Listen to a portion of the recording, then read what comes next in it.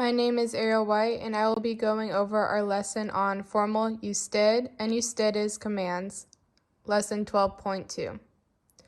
So like the negative to commands, you start with the yo form of the present tense as the base. For AR verbs, you drop the O and add E or EN.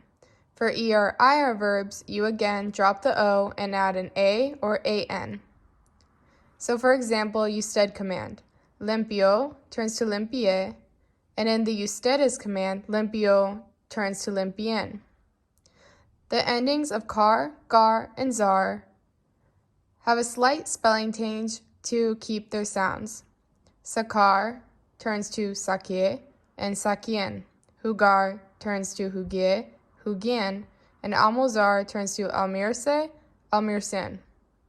For the infinitive verbs, for example, dar in the usted command turns to de with an accent over the E, and in the ustedes command, it turns to den with no accent.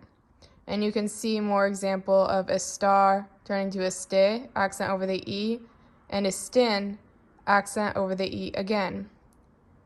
Ir, vaya, vayan, saber, sepa, sepan, ser, sea, sean. If you want to make a formal command negative, you have to add the word no before the verb.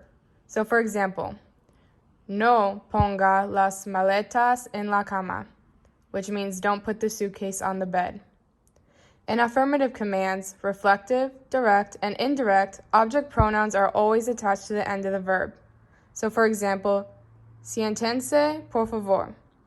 You see se at the end of siente, which means sit down, please. Another example, segame, me added to sega, follow me, and acustense, ahora, go to bed now. When you attach a pronoun to an affirmative command that has two or more syllables, you have to add an accent mark to maintain the original stress. For example, limpie turns to limpielo with an accent over the I, and diega turns to diegmelo. In negative command, pronouns always go before the verb. For example, no se preocupe, no me lo dé.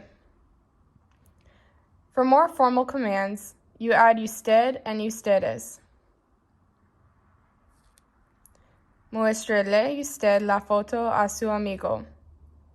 Another example, tome ustedes esta mesa.